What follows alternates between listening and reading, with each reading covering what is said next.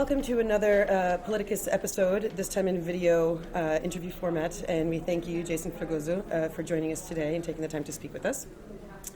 You are an attorney, and you work in the U.S. Department of Veteran Affairs, correct? That's correct. Thanks for having me, Catherine, or Katerina, as I would imagine. Either one works. So that's true. I am an attorney for the Department of Veterans Affairs, branch of the United States government, here out of D.C., and I have the great pleasure of working out of Connecticut as well, so I do a bit of traveling. Type of law I practice is government contract law, and I litigate government contract claims, defend claims against the government, and do other matters which advising clients internally. It's very, very rewarding. I found myself there, having served in the U.S. military, the Marine Corps, being able to give back to a branch of government which helps out my brothers and sisters that also served. It's a very, very rewarding profession to be in. Wonderful, and thank you first and foremost for your service to our country. You're from the Sandy Hook area of Connecticut, right, which is kind of the Danbury metro area, yes? Yes. So I grew up in the Waterbury area, also going to Portugal every year and Portuguese summer camp. Right. Met my wife through the Portuguese Bar Association, which is a local organization in Connecticut, which I'm a member and an officer in.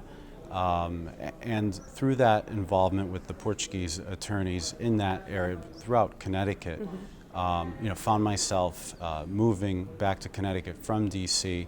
and settling in that area. I had an office on the coast of Connecticut. My wife practices in Danbury. This was a halfway point. It's also very close to the Danbury Portuguese community that I grew up near. I grew up in the Waterbury community, distinct a little bit in some ways as having cultural centers in those respective areas.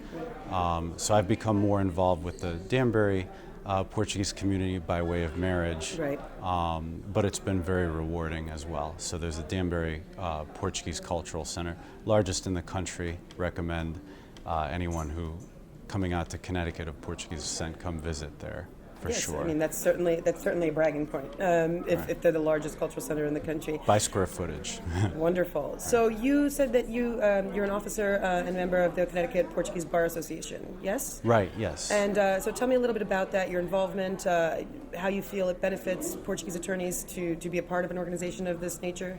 So apart from meeting an attorney who I then ended up engaging and marrying, my wife, I've been involved with the organization.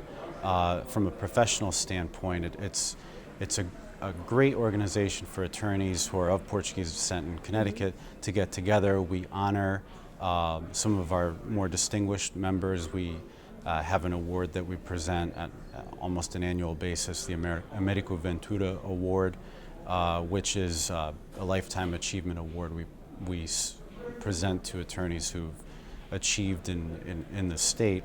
Americo Ventura was one of the first Portuguese-American attorney to practice in Connecticut. Okay. He passed away, unfortunately, he's a blessed memory. He passed away last year.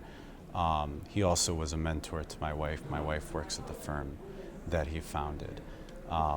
So we, as an organization, are looking now to expand to other communities and perhaps launch a national Portuguese Bar Association, which would include Portuguese attorneys from all the other states.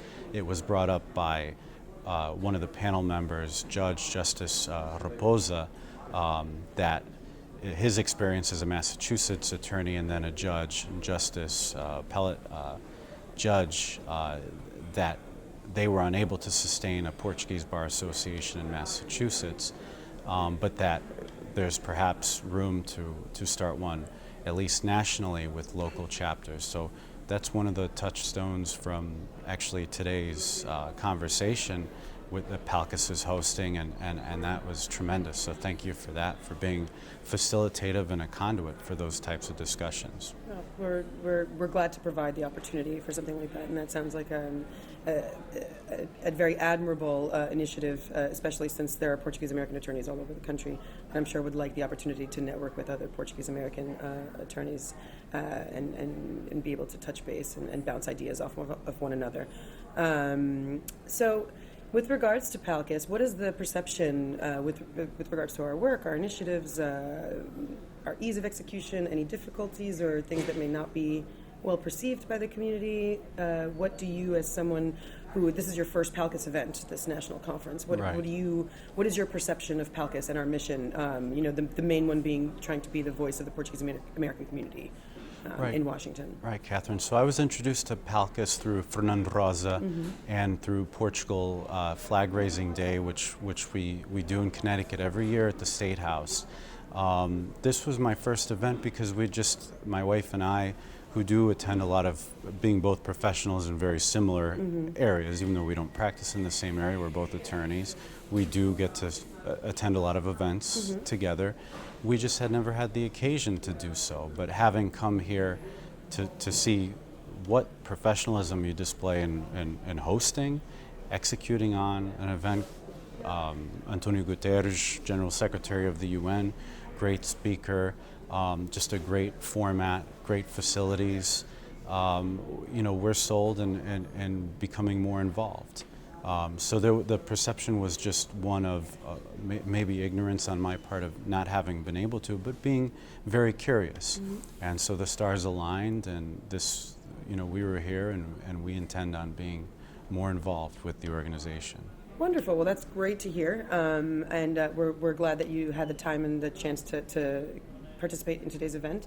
We hope to see you at future PALCUS events, and thank you for taking the time to speak with me today. You definitely will, Katerina. Thank you for having me.